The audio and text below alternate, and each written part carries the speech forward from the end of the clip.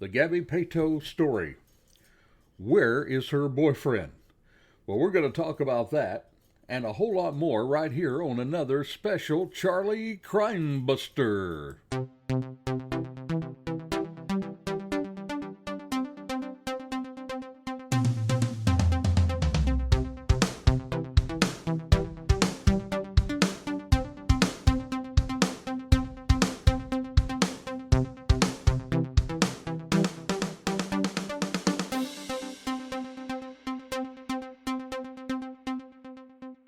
Welcome again to this special edition of the Gabby Petito story.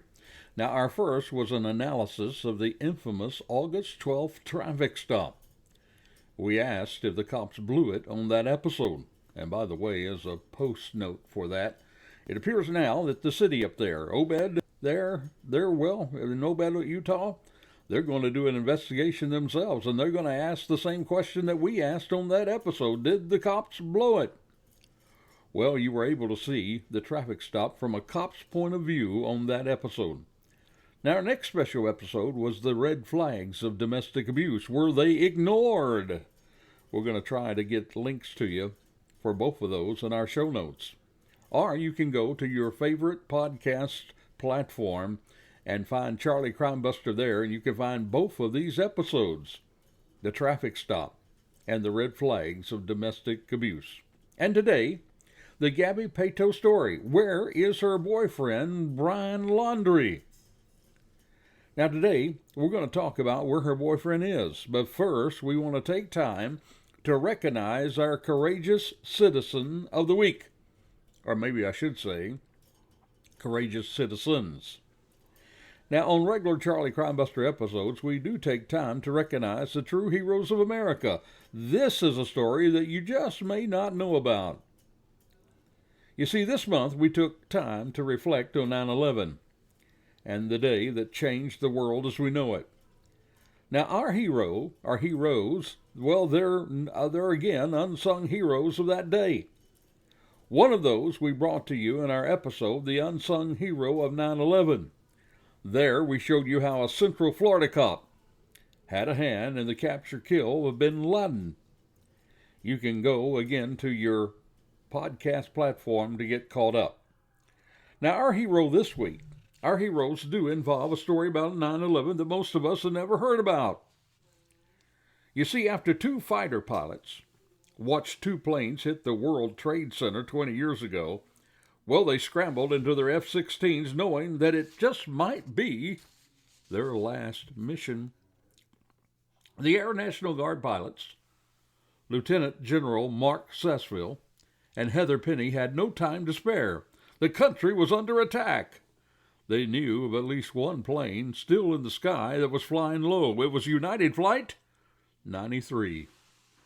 Now, Penny went on to say in an interview, she said, quote, "We knew immediately as soon as we saw the images that we needed to protect and defend."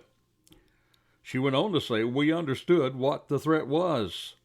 We were looking for a rogue airliner flying low that was not communicating with air traffic control." Now, you see, the pre-flight checks usually take about 20 minutes. That's what they said. But this time, Sassville said he got into the cockpit and took off. You see, the deal didn't have time to arm their jets with missiles to take down the plane if it was necessary. "We don't take down airliners. We never have." That's what Sassville said. "We didn't have any missiles, and we didn't have any combat loads of bullets. We were just going to have to hit the airplane and disable it somehow." Now, Penny went on to say that neither of them had second thoughts about flying their F-16s into the plane. You see, as a military, we don't send our service members on suicide missions, but it was clear what needed to be done that morning. She went on to say the order did not come through the chain of command. The pilots had taken it upon themselves. We didn't have any other choice, and we weren't going to be caught on the ground watching America get hit again. Now, what they didn't know was that passengers and crew of Flight 93 had fought back and drove the plane into a field in Shanksville, Pennsylvania. Now, Sassville says he thinks about that every day. He went on to say, quote, "Those on Flight 93, they are the ones that paid the ultimate price. Those are the real heroes," he said.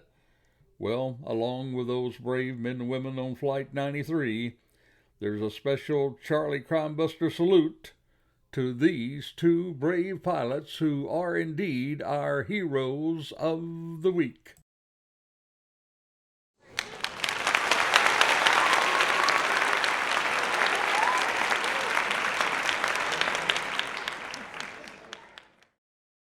Now, our episode of today is about Gabby Petito, where is her boyfriend, Brian Laundrie, and I'm going to tell you where he is and how he will get caught.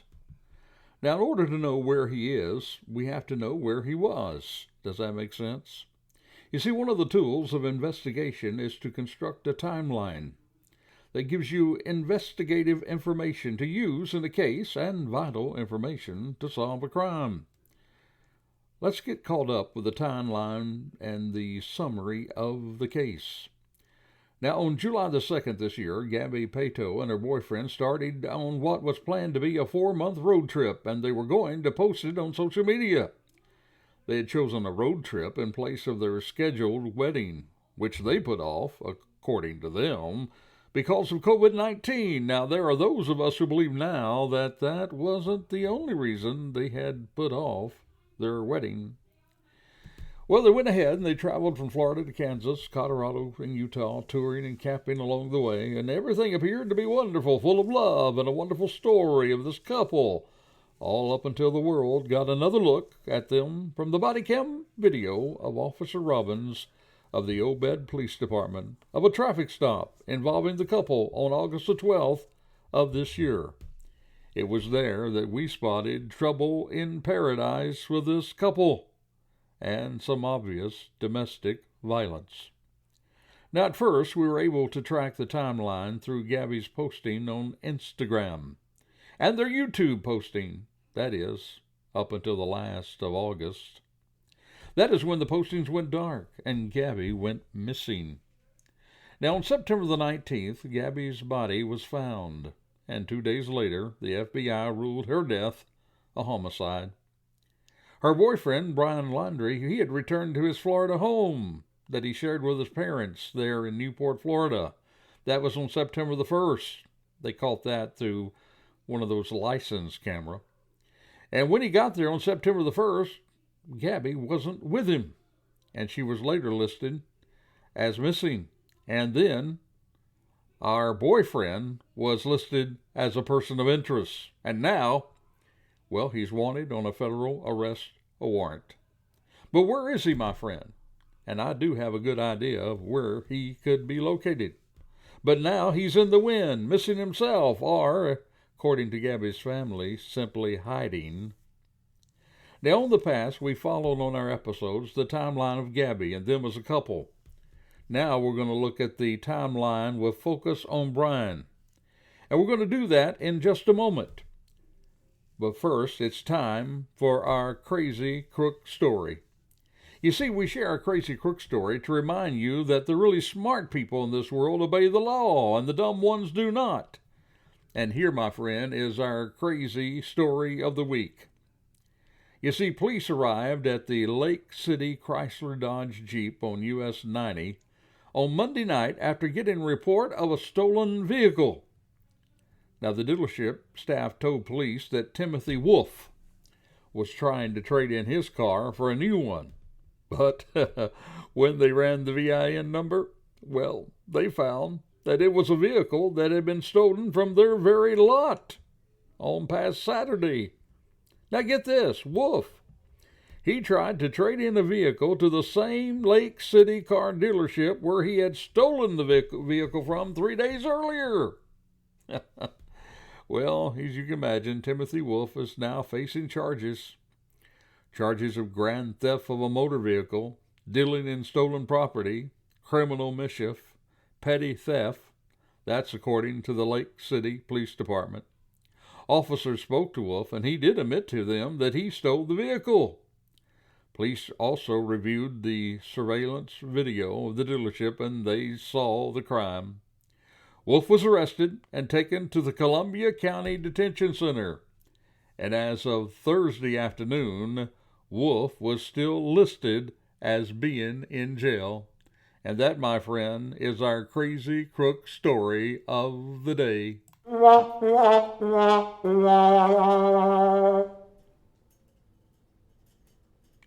Now, my friend, that was our crazy crook story, but now back to a much darker story. Gabby Petito is dead, a victim of a homicide. And her boyfriend is in the wind, and there is this recording now, at this time, a national manhunt for him. Now, remember earlier in the podcast, I told you that in order to find where he is, we need to know where he has been. We do know that on August the 27th, Brian and Gabby were seen at the Mary Pig restaurant in Jackson, Wyoming. Witnesses there describe Brian in a full-blown incident.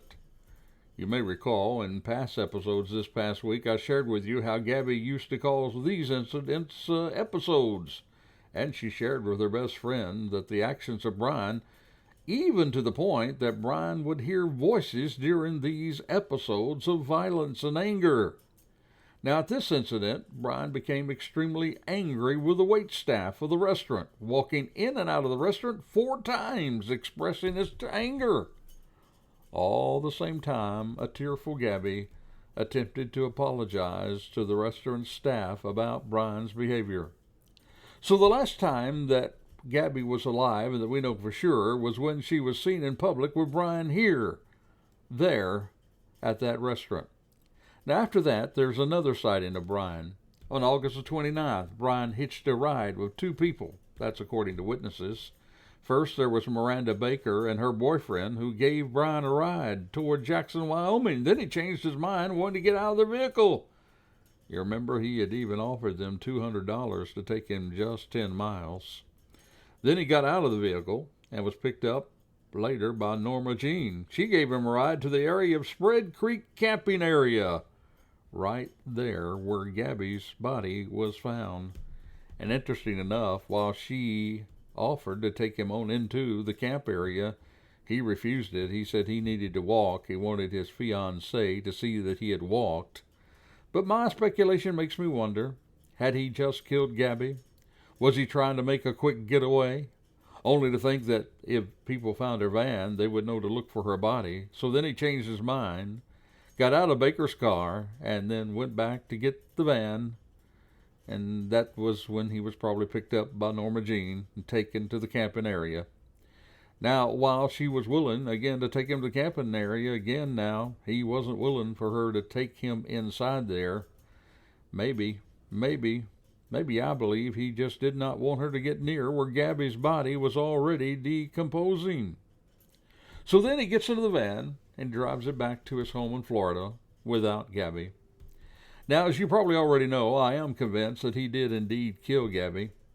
In our past episodes this week, we showed you a very clear picture of an abuser who was literally a ticking time bomb, and it would be only a matter of time that he would hurt her badly or kill her. He had a history of violent behavior that was well hidden from the public, but even her best friend shared Gabby's fears and doubts about his behavior. And the restaurant showed his inability to keep his emotions in check. I mean, he went all out explosive in front of others in a very public restaurant. Imagine now, if he could not control his anger in a public place, what might he have done to Gabby in a secluded place? A place where there was no one to see, and no one she could turn to for help. So yes, I believe he killed her. And now he is more than a person of interest. In fact, he is a man on run facing charges. You see, federal charges have been filed against Brian Laundrie for unlawful use of devices and using a stolen debit card. And the dates? The dates of the alleged crime, August the 30th to September the 1st, just about the same amount of time it would take to drive from Spread Creek camping area back to his home in Florida. Now, some people are wondering why these charges instead of murder. Well, I'm going to tell you there are 2 possibilities to these charges. First, by filing charges through a grand jury for federal charges, they can now bring into the fray the United States Marshals to help with the manhunt. You see, this will give them more agencies involved in the manhunt. Now you have local agencies, the FBI, and the Marshal Service. Remember, the Marshal Service, famous for tracking down fugitives on the run, something that they're very good at, by the way. And so while following a lesser charge, it gave them more people to help hunt him down, and it also gives them, now get this, more time to prepare their case for murder. You see, the murder charge will probably be a state charge. If they had filed an immediate murder charge, well, the defense could move for a swift and speedy trial. In something like 70 days, his case would have to be heard, that minus any delays. So that would limit the prosecution and keep them from building a stronger case that could be proved without a reasonable doubt. Now, because of these charges of bank fraud, they now have time to continue to build their case with evidence. And at the same time, they now have cause. Any police officer, any law enforcement, anywhere in this country now has a cause to arrest and hold Brian on the federal charge of bank fraud, using a stolen debit card for over $1,000, which, by the way, is a felony charge. And, even though they have not announced it, it doesn't take a whole lot of thinking to realize that it was more than likely, in all probability, it was Gabby's card that he used. He would have known her PIN number. Now, next to the question of where is Brian? We do know he arrived back to Newport on September the 1st. Then something really suspicious took place. You see, on September the 11th, the same day that Gabby's family was reporting her missing, well, get this, Brian's parents took Brian and a camper that they had just purchased, attached it to their vehicle, and they went away on some sort of trip. Neighbors have reported seeing them leave, but get this, when they came back, at this point, no one recalls seeing Brian again in the area. Now, Brian's parents, they were visited by police, but they refused to speak to them. They even gave them a business card of a lawyer. Then only later to contact the police on September the 14th, well, that Brian had left, that he had a backpack and he was headed to the reserve there in Florida. That's what a source close to the family said. They also said that he left his cell phone and his wallet behind. And so the police were contacted. They were contacted on September the 17th. And they told, the police were told that Brian had left on September the 14th. Well, at this point in time, I don't know about you, but I cannot help but wonder. Wonder if during that so-called camping trip on August 11th, when Brian left with his parents and the pulled camper, was this an attempt to give Brian a head start to get away from police? They knew that sooner or later that they would probably show up at their door with an arrest warrant. Could this be an opportunity to elude them? You see, there are several things that make me question whether Brian ever got to the Florida Reserve, where they've been searching for him for the past 2 weeks. Mainly in my mind, it is the actions, or should I say the lack of actions, on the part of his parents. I am a parent, many of you are. If I thought my son was lost somewhere in the swampy waters of a Florida reserve, I would be beside myself. I'd be doing everything I possibly could to find him. Yet, they've been seen going on with life as though their son is somewhere safe and away from the arm of the law. Now, there are a lot of theories as to where Brian is right now. I'm going to share those theories with you right at the recording of this podcast. But there are also a number of brave men and women that are out there right now. While we're recording this, they're out there looking for Brian in that swamp full of alligators and snakes. They're out there doing their duty. And unfortunately this week, there are other brave men and women that were doing their duties, only they lost their lives in the line of duty. We must take time to recognize these brave men and women this week who lost their life in the line of duty. One of the first ones we want to mention to you is William Jeffrey. He was a senior police officer, and Jeffrey was shot and killed at the 5300 block of Arrow Park Drive about 7:30 while serving a warrant in Harris County. He and other officers had gone to the apartment to serve an arrest warrant as part of a high-level narcotics case. They made contact with a female subject who answered the door, and as they spoke to her, well, the wanted man, he emerged, opened fire without warning, striking Officer Jeffrey and another officer. Officers were able to return fire, and they killed the subject. Officer Jeffrey had served with the Houston Police Department for 30 years. He survived by his wife and child. His wife, by the way, had recently retired from the Houston Police Department. And then there was Deputy Sheriff Luke Gross.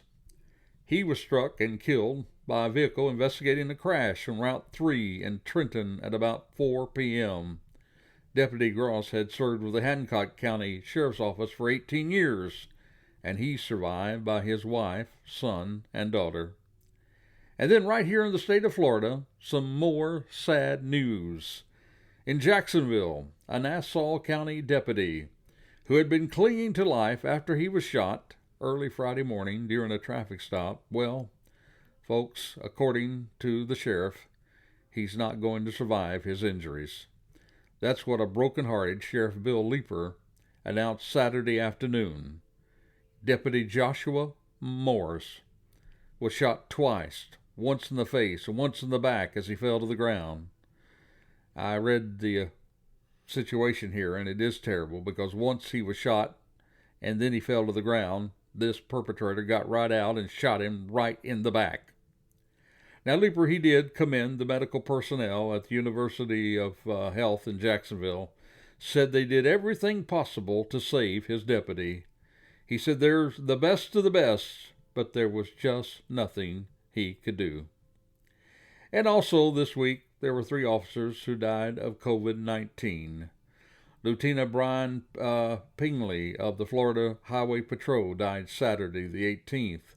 Lieutenant Brandy Stock of the Brooklet Police Department in Georgia, and Officer Joseph Kruer of Fond du Lac Police Department. They all died of COVID this past week. Folks, let's take time to remember these men and women who put themselves in life's harm every single day to keep us safe. Please say a prayer for these families. Now, speaking of heroes, Charlie Crimebuster is doubling down on supporting our brave men and women of law enforcement. In the coming days, we're going to share with you about our new Peacemaker Network. That network will do something to help make a difference in the lives of these heroes. We will provide more broadcasts in support of our heroes. We'll develop a help center to help them and provide hero getaways for them and their families so they can get away and take time to decompose themselves, which will help them handle the daily stress that they face. Now, if you would like to be a part of this launch team for this project, I would love to hear from you. Please email me at charliecrimebuster@gmail.com. You can help from wherever you are. You may even be a first responder, a military, or a law enforcement officer. You could be a part of Heroes Helping Heroes. And then again, if you're an individual and you want to show your support, if you stand for law and order and want to be a part of our team as an individual, you can be a part of it, and I can assure you we need your help. Email me today and offer yourself as a volunteer in this special project. Again, that's charliecrimebuster@gmail.com. That's charliecrimebuster@gmail.com. Now back to our episode. Gabby Petito, where is her boyfriend? Now some, including a number of law enforcement groups, believe that he's there in that swampy area at the Carlton Reserve near Sarasota, Florida. Some even think he may have killed himself there. Well, maybe the gators have already done away with his body. I can tell you one thing, friend, living in Florida as I do, well, all of us here, well, we're home to over 1 million alligators. That's certainly a plausible theory. Yet, you see, there are others think that he's successfully hiding from authorities. Carlton Reserve here in Florida has over 80 miles of hiking trails. Did you hear that? 80 miles of hiking trails. Can you imagine? Almost 25,000 acres of swampy land. Well, that is a lot of territory to hide in. But there's another theory to run by you, one that I'm leaning toward right now. You see, Gabby's best friend Rose, so she shared that Brian knew how to make it on his own in the wilderness. And get this, he had spent months living on his own on the Appalachian Trail. Now, my friend, you think the Carlton Reserve is a big place to hide? Remember, I said the reserve has 80 miles of hiking trails? The Appalachian Trail? The reserve, 80 miles. The Appalachian Trail, 2,190 miles. That trail runs from Maine to Georgia, passing through 14 states.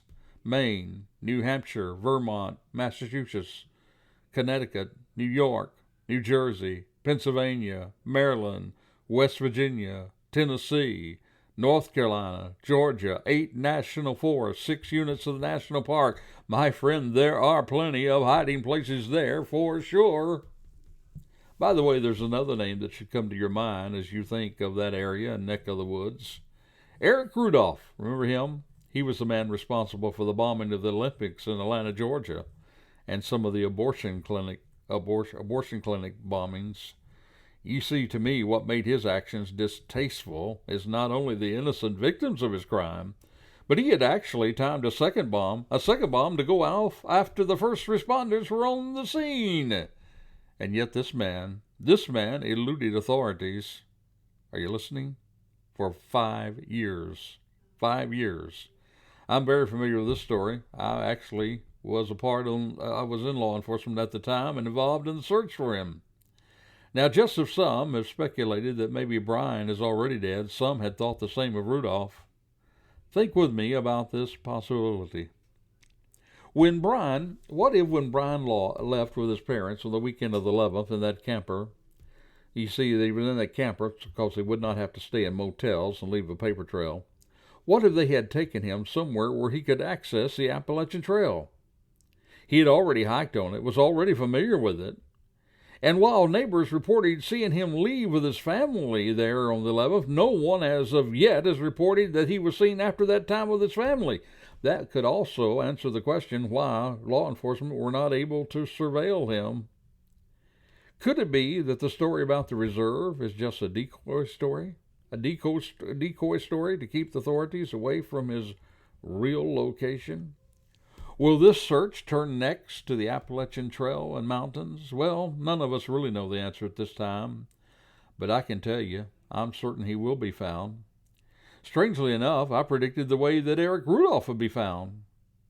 You see, Brian Laundrie is in the wind, whether he's in the Carlton Reserve here in Florida or whether they're looking for him somewhere else hidden on the Appalachian Trail. I believe he will be found. You see, when others were looking for Rudolph, I told one of my co-workers that until the feds leave the area, they'll not find him. You see, people up there in those neck of the woods, they have difficulty trusting federal police. It goes all the way back to the moonshining days. I had said to my friend, once they were away, then some local police officer will run upon him. And that's exactly what happened with Eric Rudolph. A rookie deputy sheriff found him behind a grocery store going through trash in North Carolina. After 5 years, he was nabbed. I believe that Brian will more than likely also be found. I believe he'll be found from the tips of others. There are so many today that are clued in on this story.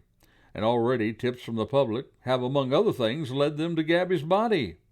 I believe those same tips will eventually lead the authorities to Brian. You see, this theory is neither mine or original. In fact, one of the greatest hunters of criminals is a civilian by the name of John Welsh. He was the host of original Most Wanted, and this week he said this, quote, Brian Laundrie remains missing in action as law enforcement marks another day on the nationwide manhunt. But John Walsh believes that the public will help find Gabby Petito's fiancée in the end. And my friend, based on his extensive history of locating missing persons, now more than 1,400 most wanted fugitives and 61 missing children, he has been responsible for helping to find. He went on to explain that tips from civilians have almost always cracked the case, and he has already received numerous tips on the Florida man's whereabouts. In fact, he went on to say he got multiple tips yesterday and the hotline blew up because of the people. That's how he's going to be found. By the way, he also agrees with my theory that Brian's parents are involved in the crime by helping their son get a head start on the getaway.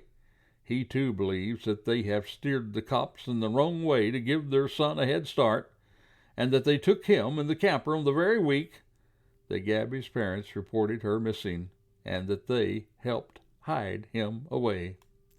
Well, what are your thoughts? Let me hear from you. Email me at charliecrimebuster@gmail.com. Let me hear your comments or leave your thoughts on our Charlie Crimebuster Facebook page. Before you leave today, let me urge you, though, if you have information that can help lead authorities to Brian Laundrie, please contact the FBI National Hotline. That's 1-800-CALL-FBI. Or submit tips to tipsfbi.gov. Also, if you may have seen Brian on his trip back to Florida, or you had seen him and Gabby together on the road trip. You see, all this information is very important to investigators. Again, call 1-800-CALL-FBI, 1-800-CALL-FBI, or submit tips at tips.fbi.gov. And remember, also, we're looking for volunteers to help launch our support mission for law enforcement. Contact us, charliecrimebuster@gmail.com. Well, until this time next time, this is Charlie Crimebuster reminding you, be safe, be alert, for the life you save may be your very own.